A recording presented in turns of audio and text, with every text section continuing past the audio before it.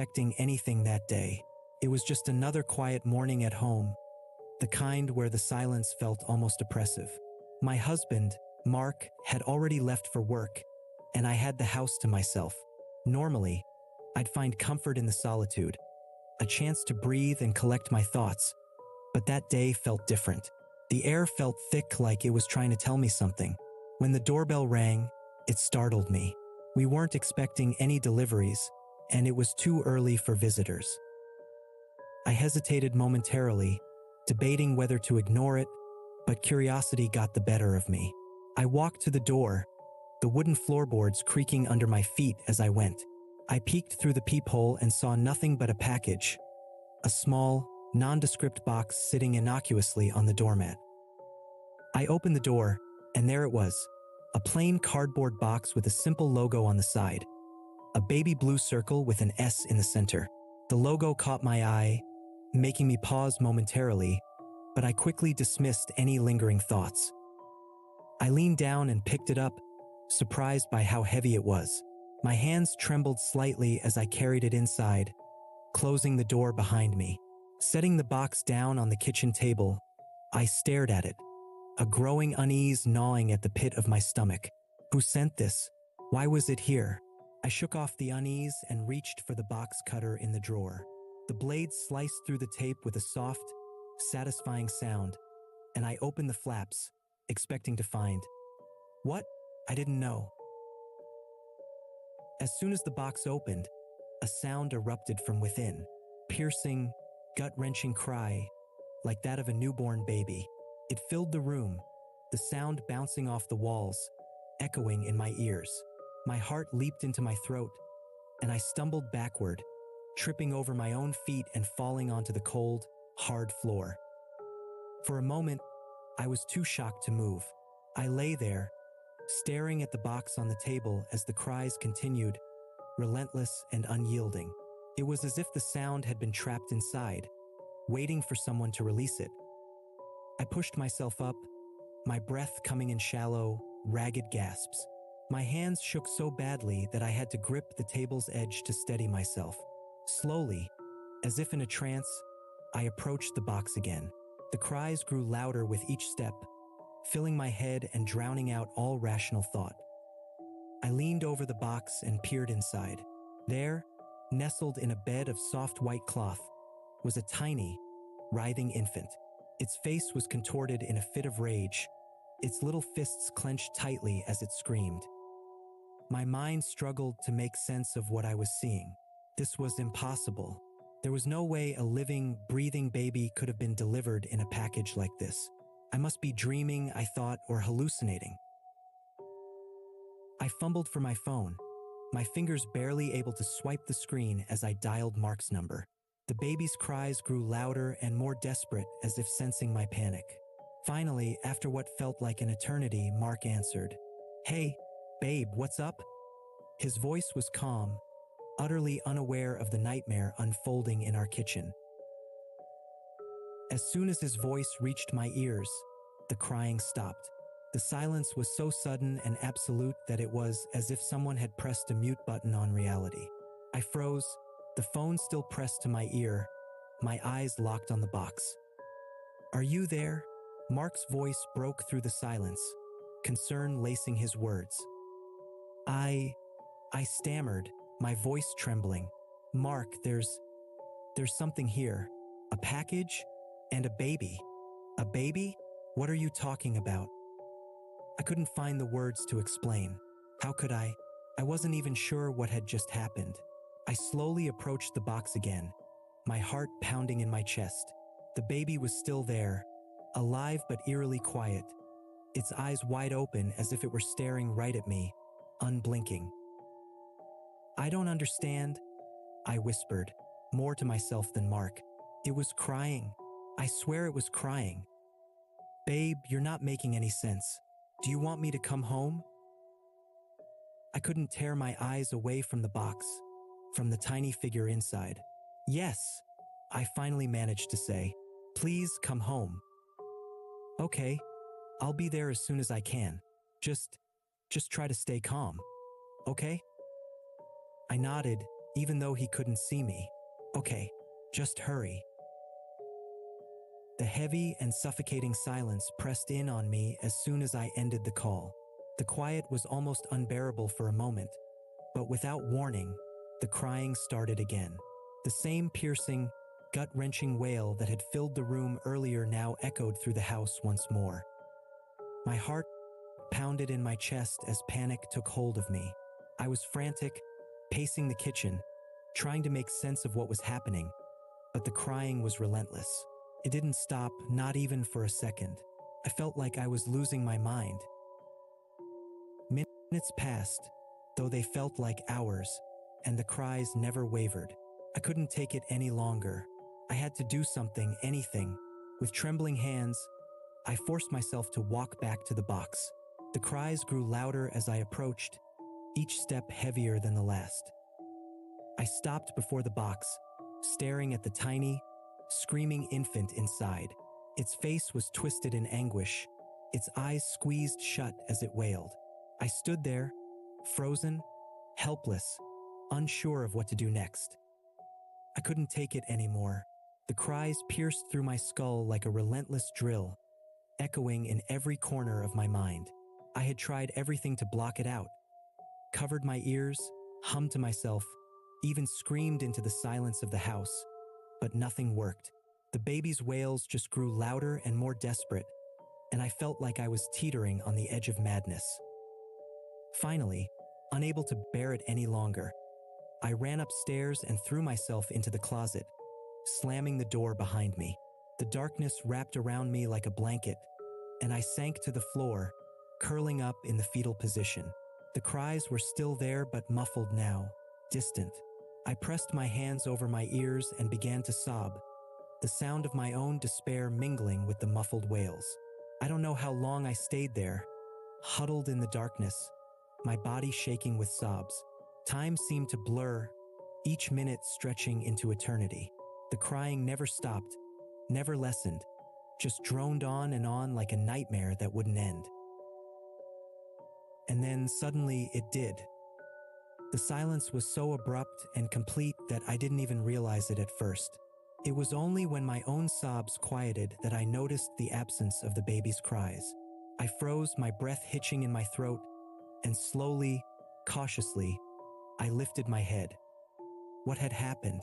Had the baby stopped crying on its own? Had something happened to it? Panic gripped me as I scrambled out of the closet, my legs shaky and unsteady beneath me. I stumbled down the stairs, my heart racing, and hurried toward the kitchen. When I entered the room, I stopped dead in my tracks. Mark was standing there, holding the baby in his arms. He was cooing softly to it, a broad smile on his face as the baby giggled in response. Giggles. The sound was so out of place and jarring that it made my skin crawl. Mark looked up and saw me standing there, wide-eyed and trembling. "Hey, honey," he said, his voice light as if this were all perfectly normal. "Look at this little guy. Isn't he adorable?" I stared at him, my mind reeling. What are you doing?" I managed to choke out. He raised an eyebrow, confused by my reaction. "I'm playing with the baby. What else would I be doing? But where did it come from? How did it get here?"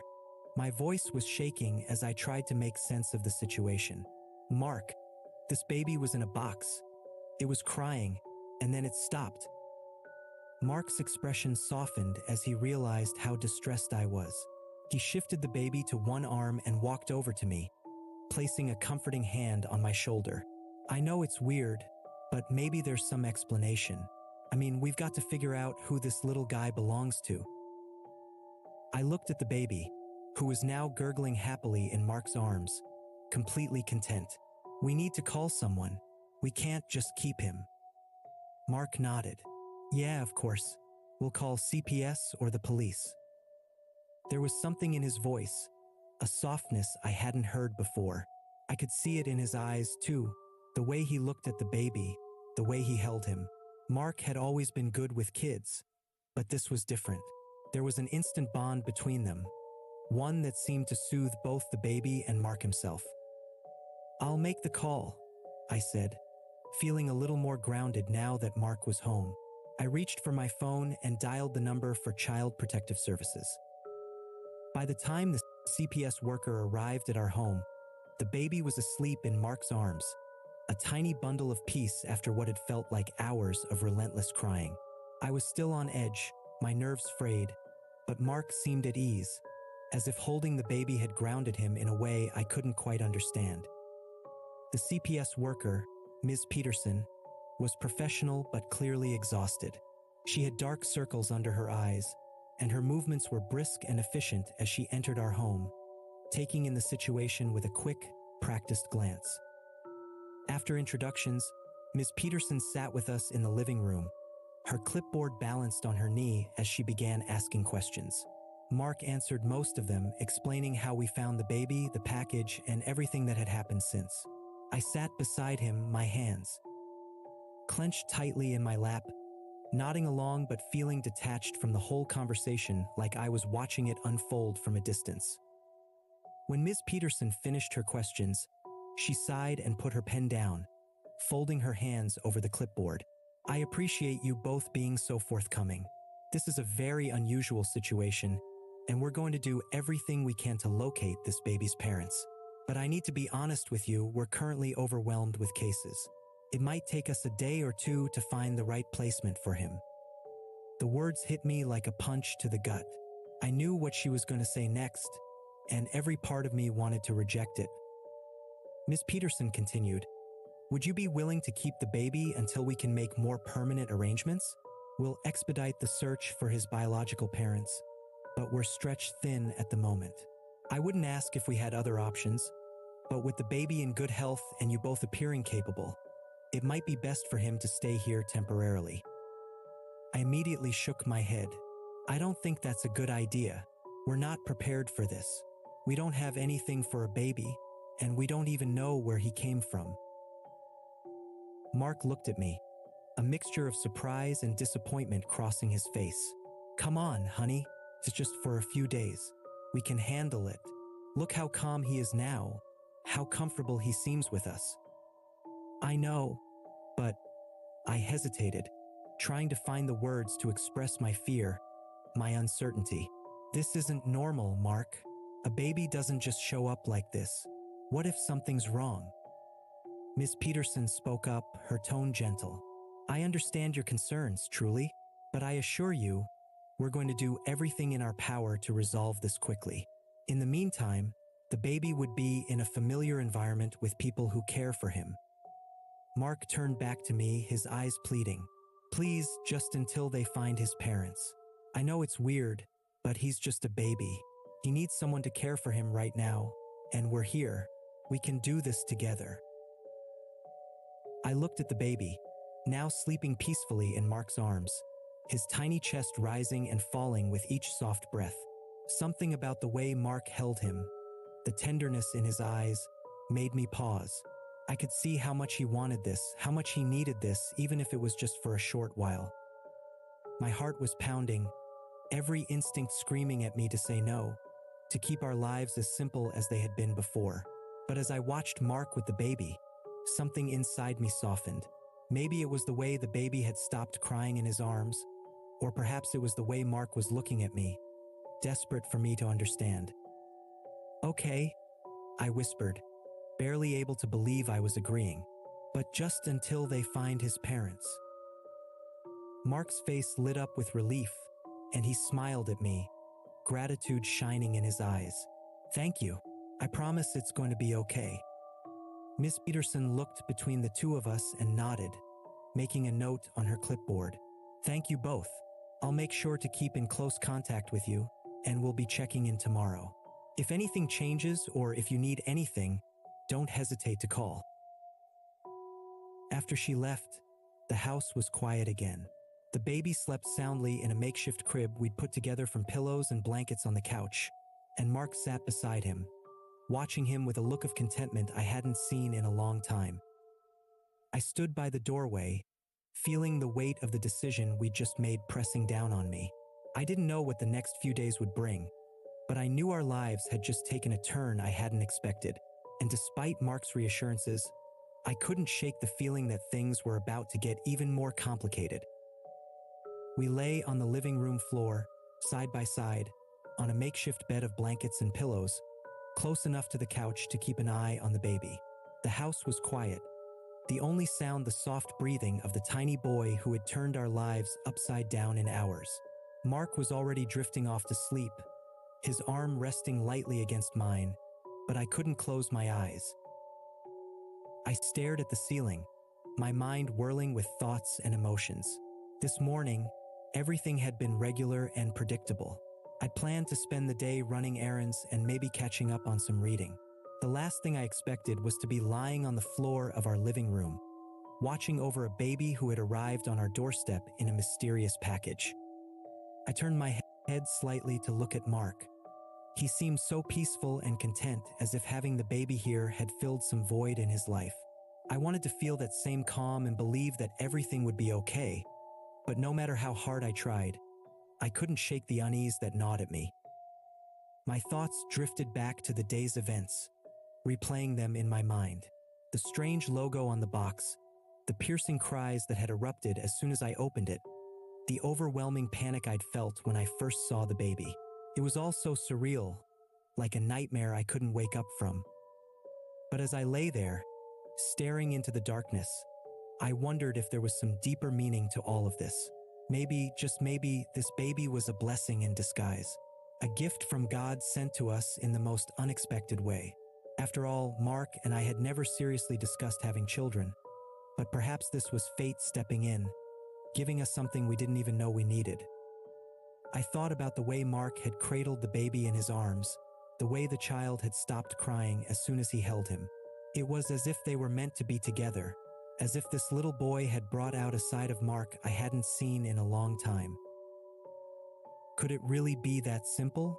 Could this baby be a blessing, a chance for us to experience the joys of parenthood, even if only for a short time? I wanted to believe it, let go of the fear, and embrace the possibility that this was something good, something we were meant to do. But no matter how much I tried to convince myself, I couldn't shake the memory of the baby's cries. That sound, so raw, so full of anguish, had burrowed deep into my mind, and I couldn't forget it. It had been too intense, too unnatural, like something out of a horror movie.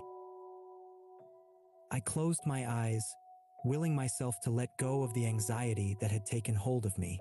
Maybe it was just the stress of the day, the shock of everything that had happened. Maybe, with some time, I'd be able to relax and accept this strange twist of fate. But the unease lingered as I lay there, the darkness pressing around me. I couldn't help but feel that this was just the beginning of something much bigger, something I couldn't yet understand.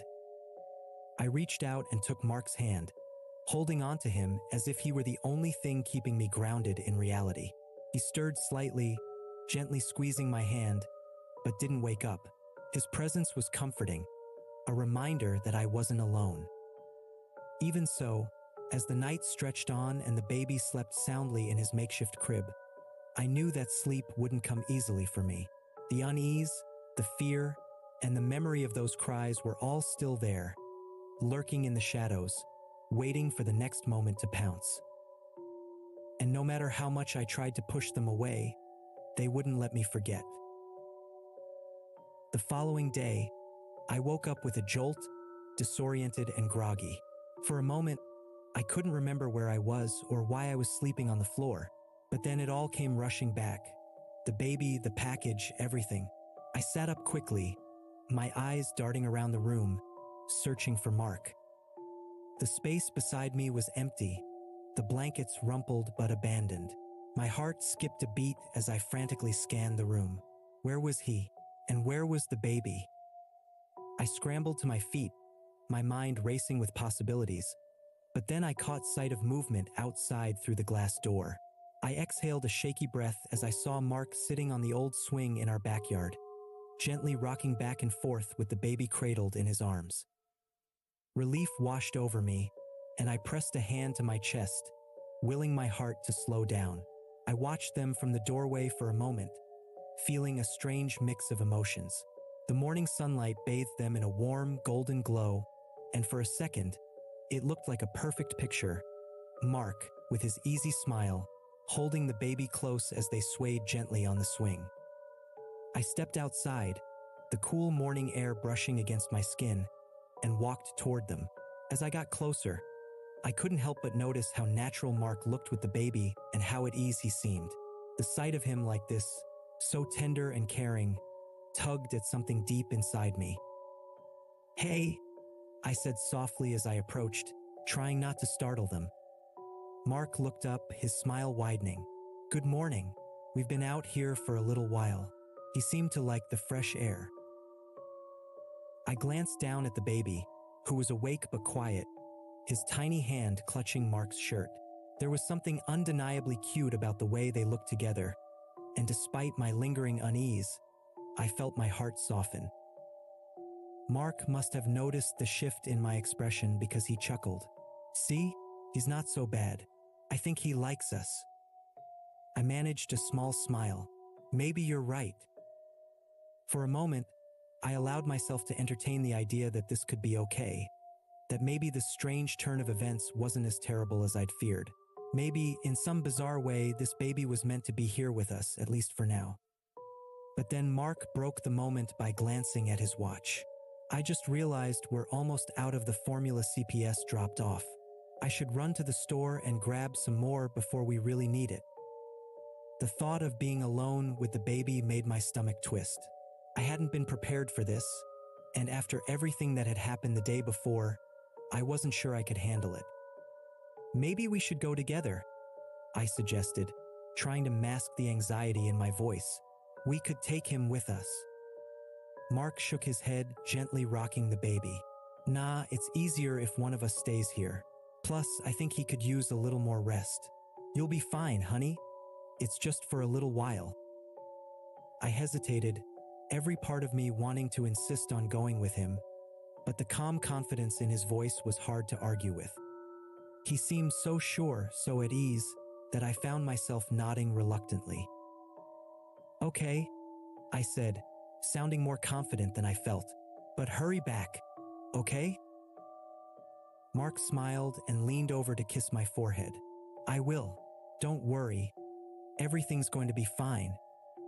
With that, he handed the baby to me, and I felt a strange combination of warmth and anxiety as I cradled the tiny body against mine.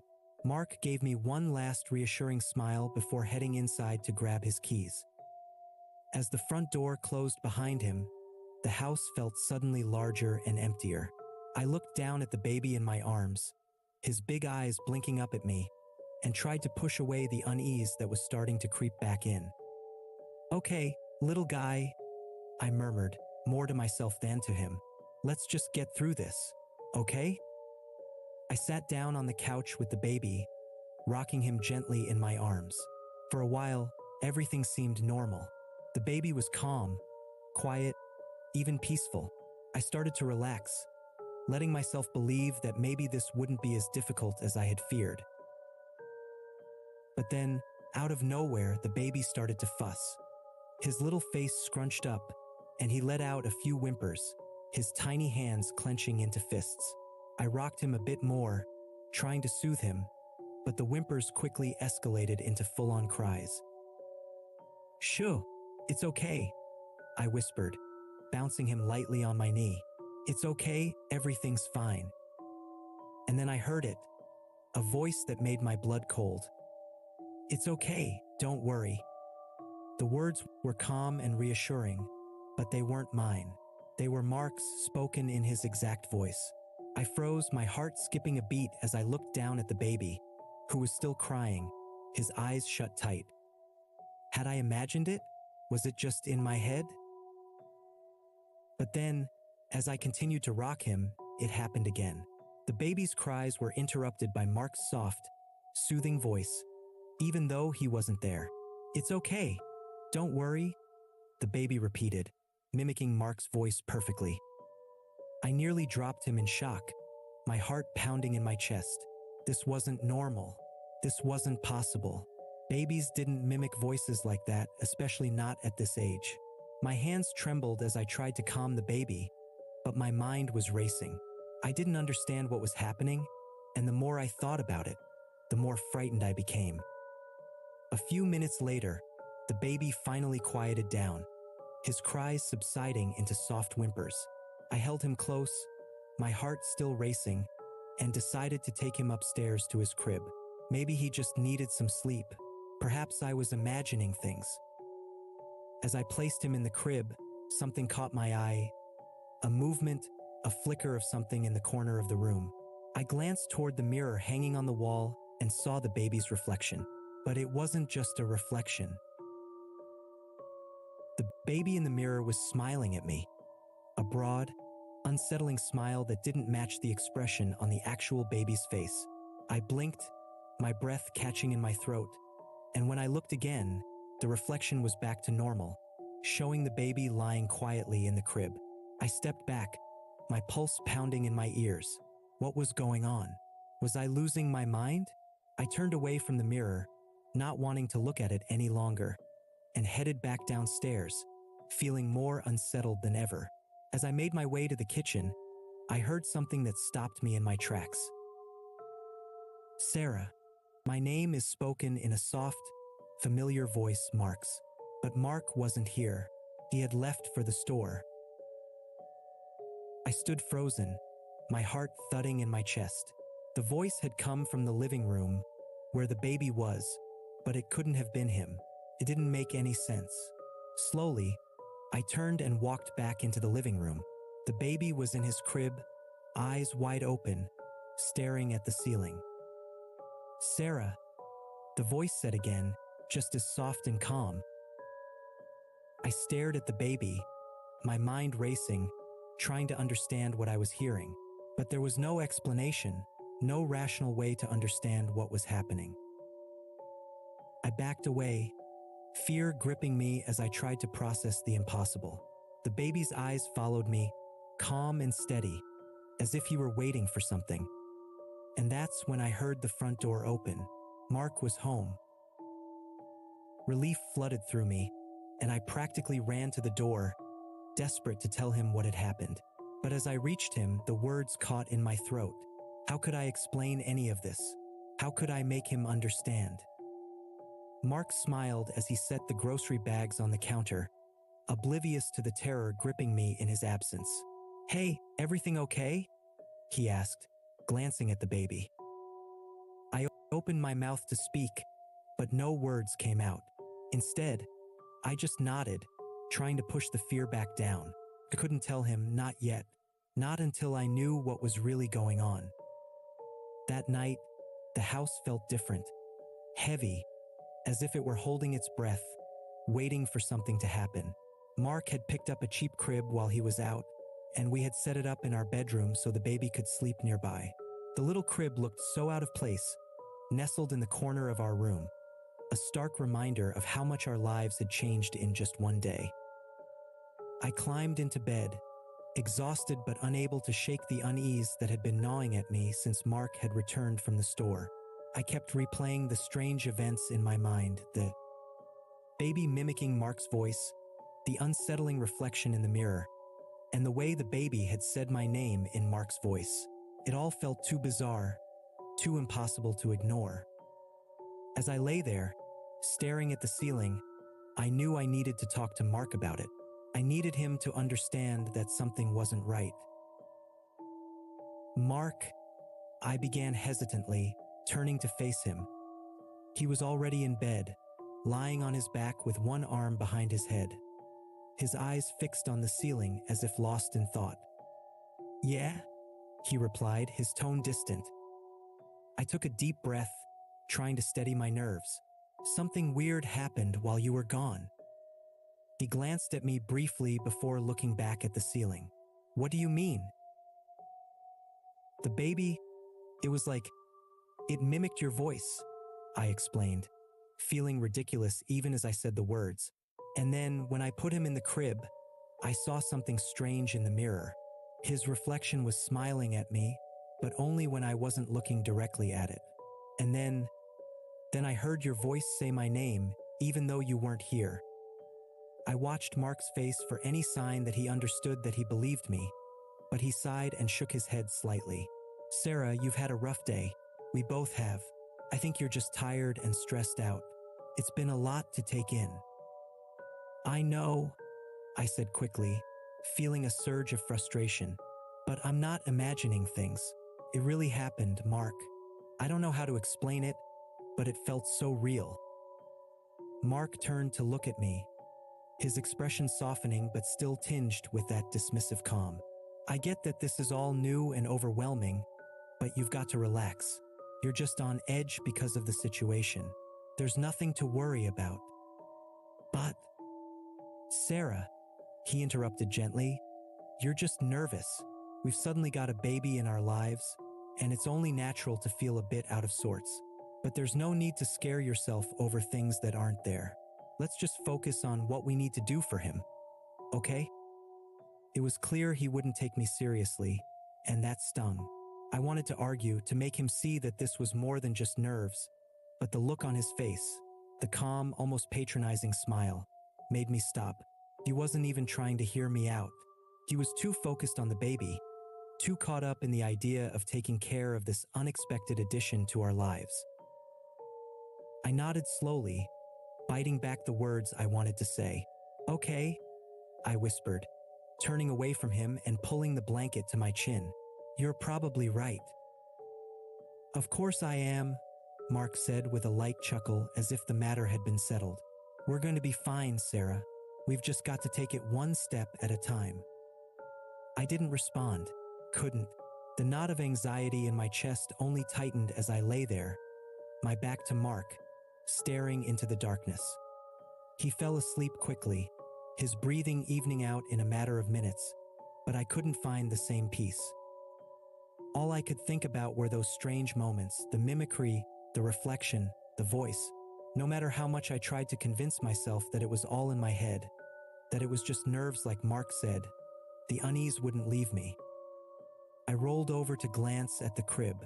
The baby was asleep, curled under a soft blanket, looking as innocent and peaceful as any child should be. But I couldn't shake the feeling that something wasn't right, that this wasn't just a matter of nerves. Sunday passed in a blur of tension and unease. Mark stayed home, tending to the baby with a devotion that bordered on obsession. He was so focused on the little one that it felt like I had become invisible, an afterthought in my own home. I tried to push the feeling aside, telling myself that the baby needed our attention and that this was just part of the adjustment, but the gnawing sense of dread continued to grow. Throughout the day, strange moments kept me on edge. I would be in another room, trying to distract myself with chores or a book, when I heard Mark call my name. The first few times, I hurried to where he was, only to find him looking at me with confusion. I didn't call you, he'd say each time, brushing it off as a misunderstanding. But I knew what I had heard. His voice, clear as day, calling out to me, only for him to deny it moments later.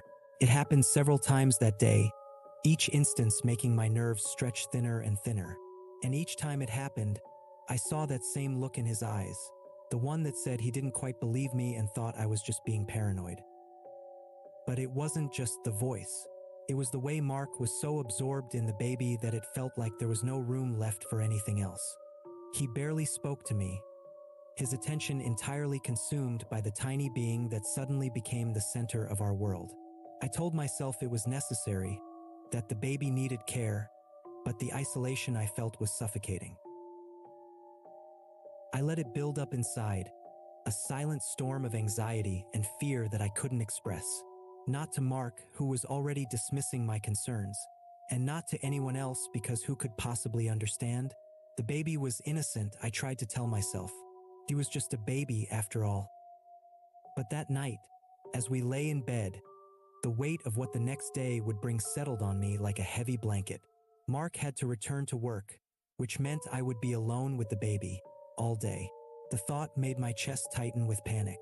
I didn't know if I could handle it, if I could bear the thought of facing another day of strange voices and unsettling reflections.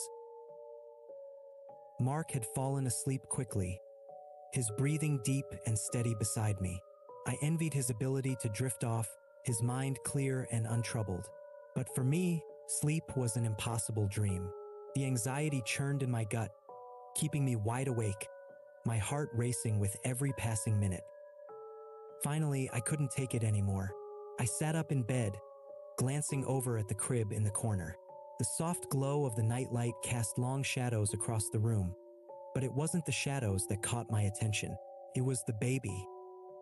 He was lying in the crib, awake, staring directly at me, and he was smiling. But it wasn't a normal smile. The corners of his mouth pulled up too far, the expression distorting his tiny face in a way that sent a shiver down my spine. The smile wasn't that of a baby. It was too knowing, too sinister. His face seemed to wrinkle unnaturally like the skin of a grown man stretched over a child's features. I froze, unable to look away, my breath catching in my throat. The baby's eyes were locked on mine, and that eerie smile remained fixed on his face. It was as if he knew exactly what he was doing, as if he were mocking me and playing some twisted game. Terror seized me, and I did the only thing I could think of. I pulled the blanket over my head, hiding from the sight of that unnatural smile. I squeezed my eyes shut, trying to block out the image, but it was burned into my mind. Every time I closed my eyes, I saw it again, that horrible grown man smile on the face of an innocent baby. I lay there, trembling under the covers, too afraid to look again, too terrified to move. Mark slept beside me, oblivious to the terror that had taken hold of me. I wanted to wake him, to make him see what I had seen, but I couldn't bring myself to do it. What would I say? How could I explain something so impossible?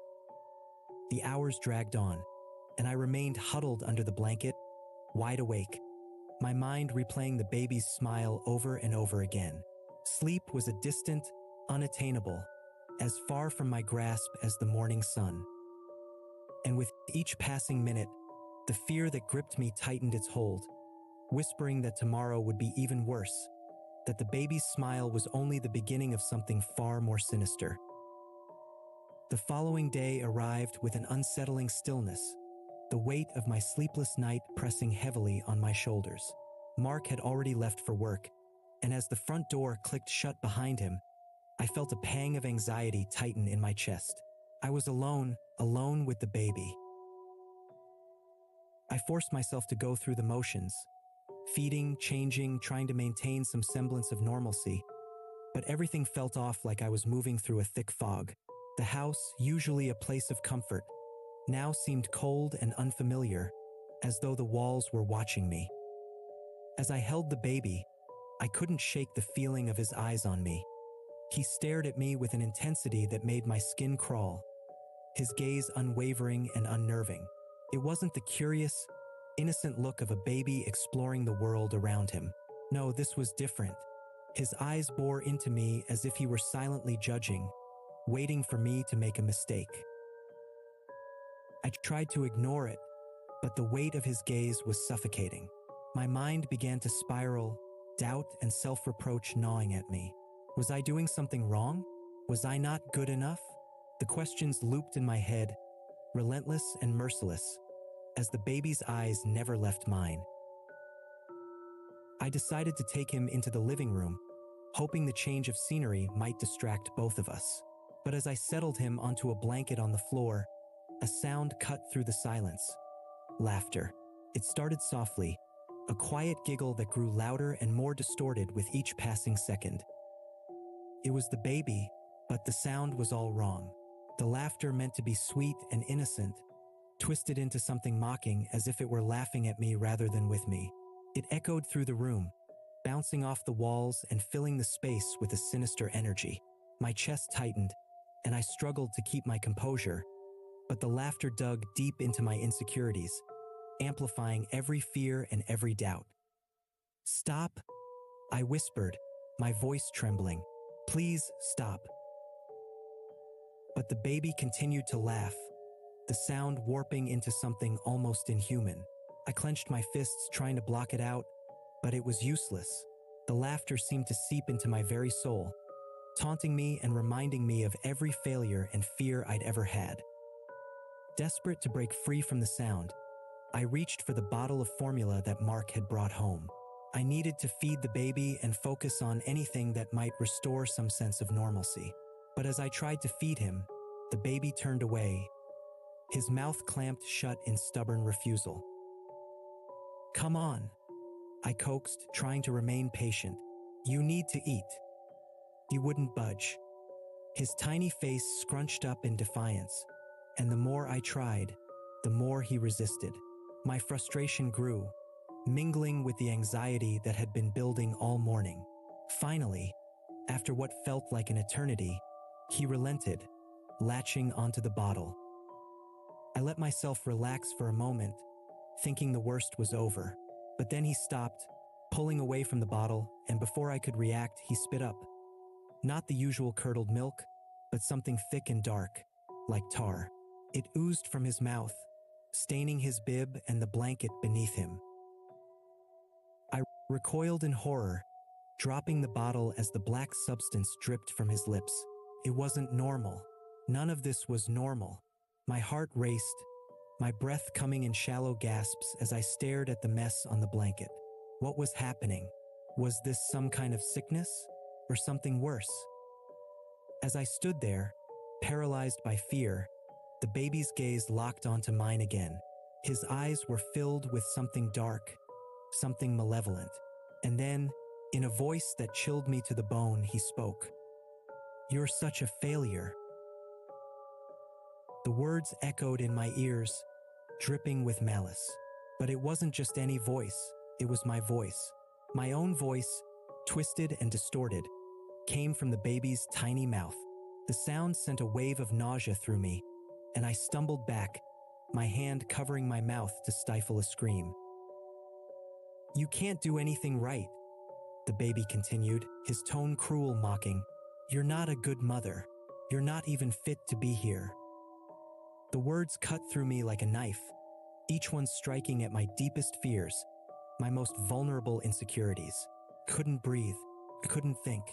All I could do was stand there, shaking, as the baby stared at me with that unnatural intensity, his mouth curling into a sickening smile.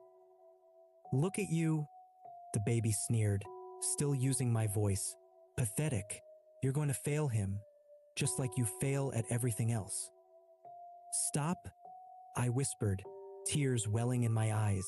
"Please stop." But the baby just continued to watch me, his expression unreadable, as if he were feeding off my fear. The room spun around me, and I felt like I was teetering on the edge of a cliff, one step away from falling into the abyss. At that moment, I knew I couldn't do this. I couldn't be alone with him, not for another minute. The house was suffocating me, the walls closing in, the baby's voice still echoing in my ears. I needed to get out, to escape before I lost my mind completely. But I couldn't leave him. I couldn't leave the baby. What would happen if I did? My hands trembled as I reached for my phone, desperate to hear Mark's voice, to have someone tell me that I wasn't losing my grip on reality. But as I dialed his number, the baby's voice cut through the air again, sending a chill down my spine. "You're going to fail, Sarah," he whispered, the sound crawling under my skin. "You always do." My hands shook as I dialed Mark's number, the phone slipping slightly in my sweaty grip. I needed him to come home. I couldn't handle this alone, not with the baby's voice still echoing in my ears, telling me I was a failure, that I was going to fail again. The fear and panic were suffocating, and I didn't know what else to do. "Mark, please, you have to come home," I begged as soon as he answered, my voice trembling. "Something's wrong. The baby, he's talking, and it's my voice, but it's all wrong, and I don't know what to do." There was a long pause on the other end of the line, and when Mark finally spoke, his tone was clipped, annoyed. "Sarah, I can't just drop everything because you're freaking out. The baby's fine. You're just stressed." "No, you don't understand." I tried to explain, but he cut me off. "Enough, Sarah. I'll be home soon, but you need to get a grip. It's just a baby. You're letting this get to you." When he hung up, I felt a wave of desperation wash over me. Mark wasn't taking me seriously. He didn't understand what was happening, and the worst part was that he didn't seem to care. I felt so alone, so completely lost in the nightmare that my life had become. When Mark finally did come home, his annoyance was palpable. He barely looked at me as he walked past, heading straight for the baby, who had been lying quietly in his crib since our earlier confrontation. He picked him up, his expression softening as he cradled the child. "See? He's fine," Mark said, his tone still tinged with irritation. "You need to calm down, Sarah. This isn't healthy." I wanted to argue, to make him understand, but I couldn't find the words. I just nodded numbly, feeling like I was slipping further away from reality. Mark spent the rest of the evening tending to the baby, barely speaking to me, his frustration with my inability to cope evident in every glance, every sigh. That night, I lay in bed, staring at the ceiling, unable to sleep. The events of the day played over and over in my mind. The baby's voice, the dark substance he had spit up, the way Mark had dismissed me so quickly. And as I lay there, the anxiety of what tomorrow would bring gnawed at my insides. When morning finally came, I awoke with a jolt, the remnants of a fitful sleep clinging to me like a shroud. My heart raced as I sat up, trying to shake off the lingering dread that had taken root in my chest. Mark was already dressed, sitting on the edge of the bed as he pulled on his shoes. He looked over at me, his expression unreadable. "Can you get Billy dressed?" he asked, his tone casual. I blinked, confusion washing over me. "Who?" "Billy," Mark repeated, a note of irritation creeping into his voice. "Our son. I don't want him running around the house in just a diaper again." His words hit me like a punch to the gut. "What are you talking about?" Mark stood up, his frustration boiling over. "Sarah, stop this. Get Billy dressed. I don't have time for your games this morning." I stared at him, my mind reeling. "But where's the crib? Where's the baby?" Mark's eyes narrowed, his jaw clenching. "In his room where he always is. Don't act like you don't know." His words rang in my ears, the weight of them crushing me. 2 years? Adopted? None of it made sense. My mind raced, trying to catch up and understand what was happening, but nothing fit together. I felt like I was losing my grip on reality, slipping through the cracks of my own life.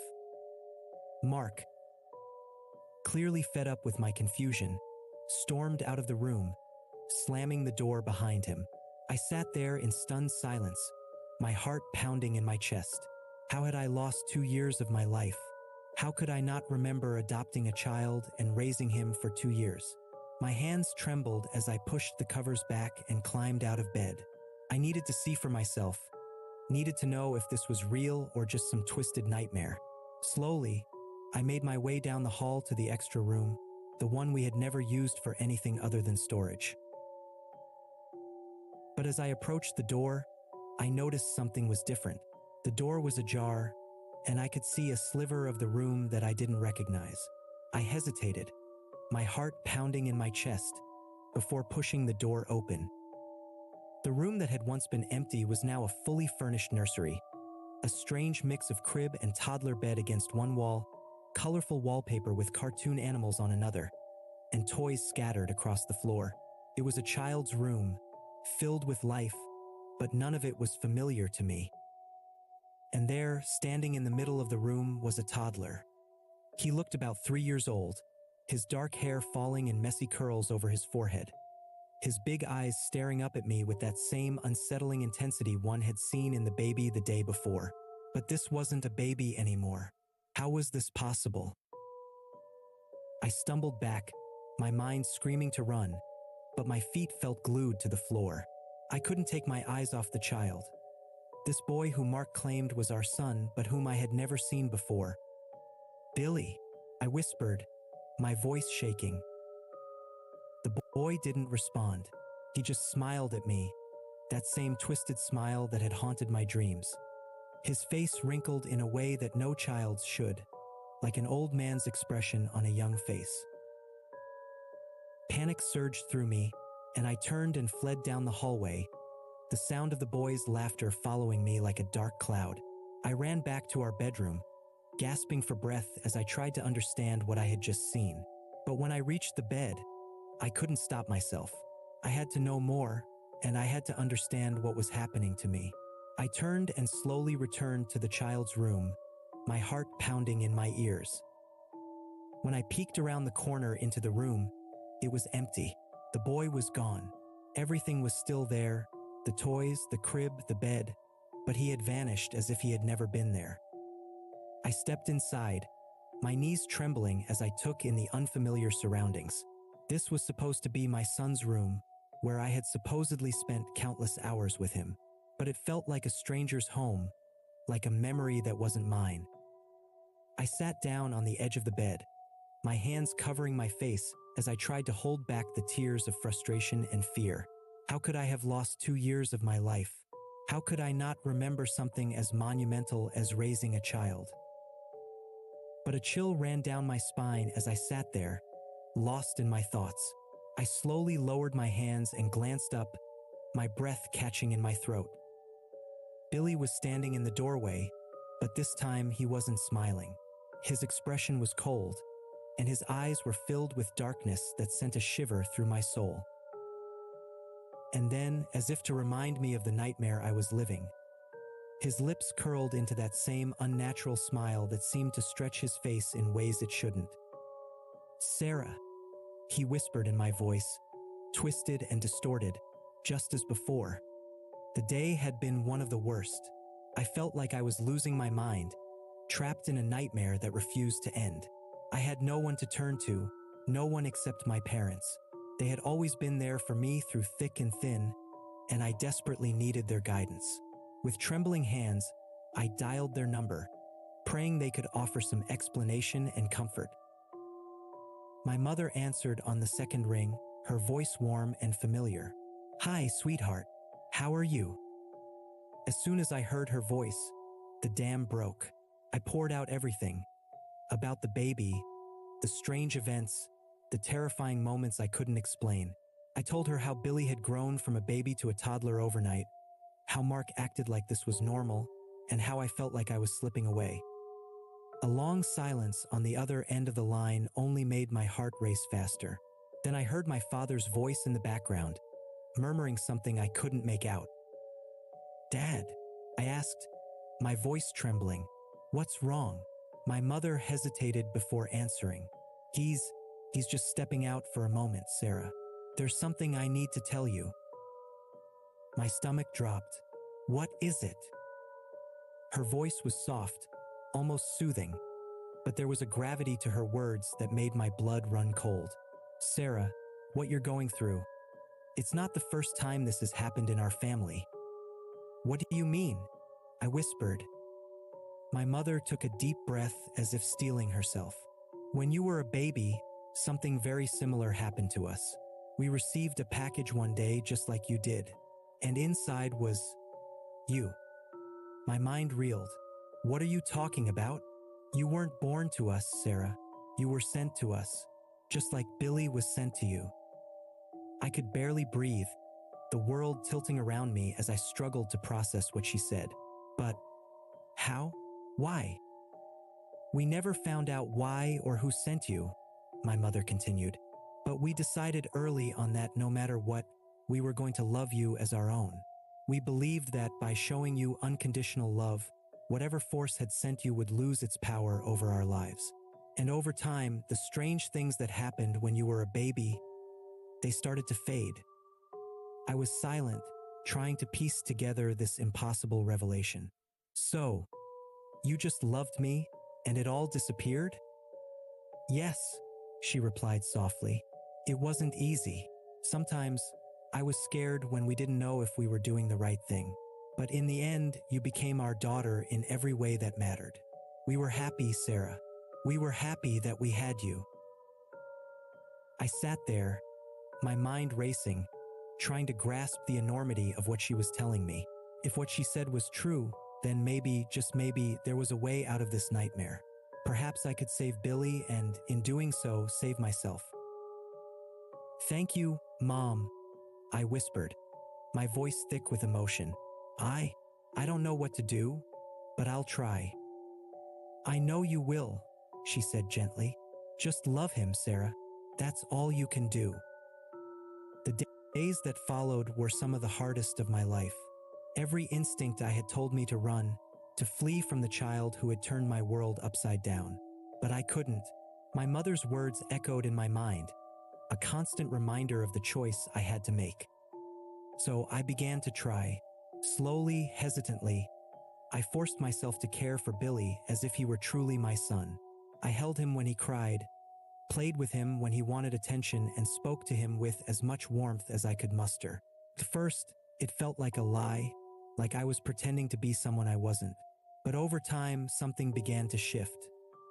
Billy's strange behaviors started to lessen. The eerie smiles, the disturbing laughter, the distorted voice. These things gradually faded as I continued to show him love and affection. The more I gave of myself, the more normal he seemed to become. It wasn't an easy process. There were days when I doubted everything, when the fear threatened to consume me. But I pushed through, driven by the hope that this could all end, that we could find peace. Mark noticed the change too, though his experience was different. He never had any memory of the strange occurrences, the eerie behaviors, or the supernatural elements that had haunted me. To him, Billy had always been an average child, and my fears had been nothing more than stress-induced delusions. As the days passed, Mark became more engaged and more present, as if the fog that had clouded our lives was finally lifting.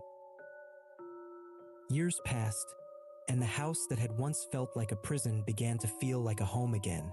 Billy grew, and with each passing day, he became more like any other child, curious, playful, and loving. The darkness that had once surrounded us seemed to lift, leaving behind a sense of cautious optimism. For the first time in what felt like forever, I allowed myself to believe that maybe, just maybe, we were going to be okay. It was a quiet evening, the kind that had become increasingly common in our lives. Billy was asleep in his room, Mark was watching TV, and I was in the kitchen, savoring the peacefulness that had eluded us for so long. The sound of the doorbell cut through the silence, startling me. I wasn't expecting anyone, and a sudden sense of unease prickled at the back of my neck. I hesitated for a moment before walking to the door, my heart beginning to race. The sight that greeted me when I opened it made my blood run cold. There, on the doorstep, was a box. It was identical to the one that had arrived years ago, the box that had contained Billy. But this time, the symbol on the top was different. Instead of a blue circle with an S, there was a pink circle with the same S in the middle. I stared at it, frozen in place, as the weight of what this meant crashed down on me. The nightmare wasn't over. It was starting again. My hands shook as I reached down to pick up the box, dread curling in my stomach. I knew what was inside, and yet I couldn't stop myself. I had to know. With trembling fingers, I began to open the box, my heart pounding in my chest. I peered inside as the lid came off, and the world around me seemed to tilt. A soft cry emerged from the box, and there, nestled within, was a baby. A girl this time, her tiny face scrunched up as she let out a wail. I felt the air leave my lungs as I stared down at her, the pink circle on the box's lid glowing faintly in the dim light. The nightmare had returned, and this time, it was only just beginning.